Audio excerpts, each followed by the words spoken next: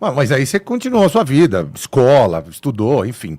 Quando que você falou tudo que teve na vida foi pelo automóvel, mas quando que você parou assim, de adolescente para adulto, para jovem, qual foi a primeira oportunidade que você teve e falou assim, porra, gostei disso, vou trabalhar com isso, e o que foi?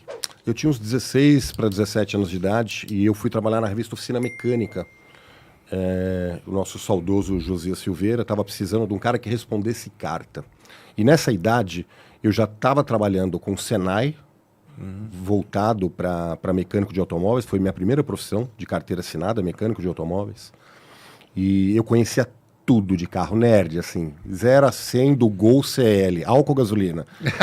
Isso aí. Peso, nerd total. E naquele momento a comunicação era feita por carta, acredito. Carta é um negócio que você pegava, escrevia, e punha no correio e mandava para a redação. E eu abria essas cartas de 16 para 17 e respondia. E tinha muita coisa que eu gostava na oficina mecânica, que era com o meu mundo. Então, assim, tem um Fusca 1300, como é que eu ganho 10 cavalos? E eu respondia essas cartas, obviamente. Passava pelos editores e tal, né? E era publicada. E eu lembro de cada carta que eu tinha respondido. E aí o processo foi natural. Mas outros tempos, né? Com 16 para 17 anos de idade, eu ia para a pista de teste como auxiliar de teste e equipava os carros com a bureta primeiro, a bureta, e depois eu desenvolvi, junto com o pessoal que trabalhava com carro turbo na época, a adaptação do PLU nos sistemas de injeção. Lembro até hoje que eu, com uma faca, cortei a mangueira de um Escort RS Cosworth, porque eu não tinha conector.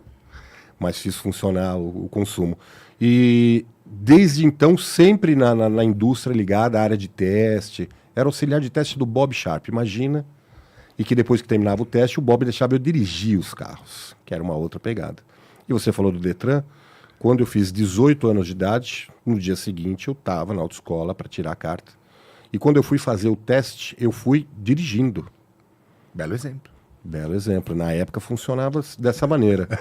E os instrutores me pegaram, obviamente, sabiam que eu estava fazendo, e vieram conversar comigo. E o cara falou, eu só não vou te denunciar porque você dirige muito bem. Eu saí de lá todo orgulhoso. Nossa Senhora. Contei para todo mundo. Mas era mas o carro sempre foi muito marcante, assim. Ao invés de Playboy, na época eu lia 4 rodas. Não sei se isso foi bom ou mal, mas...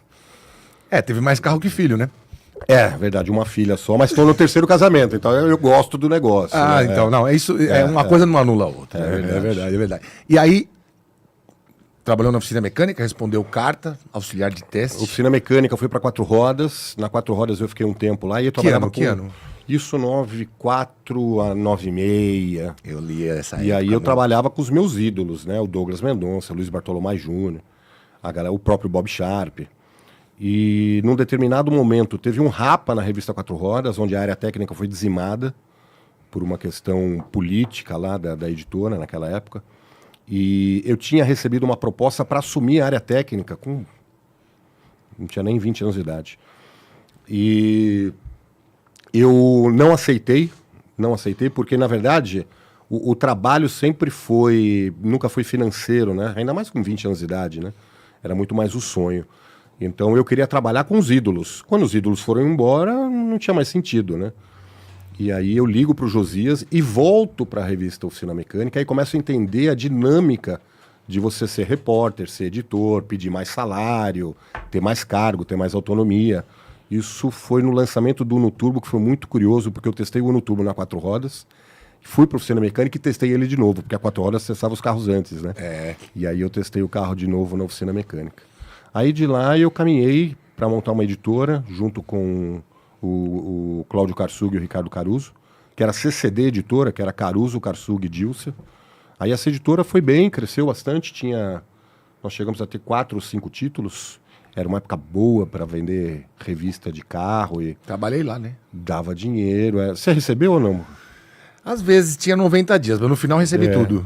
Recebeu tudo? Um mês com 90 dias, mas no final recebi. E aí teve uma época que começou a cair, né?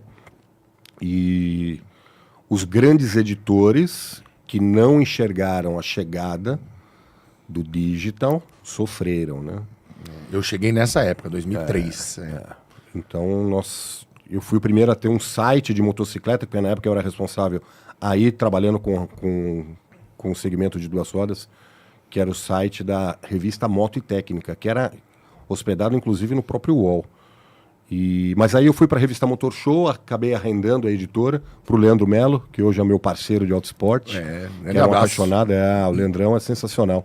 É um dos caras que mais entende de moto e mais guia, e, enfim. De moto e de pilotagem. Que ele brinca que ele é o Ricardo Dilser das 2 rodas, né? Um cara muito querido. E fui para a Motor Show. Da Motor Show, eu comecei a trabalhar com o Kaká Closet para fazer eventos de carro. Preparar test drive, fazer o 4 rodas Experience, que tinha Interlagos, que era super bacana. E aí, paralelo a isso, eu já trabalhava muito com competição.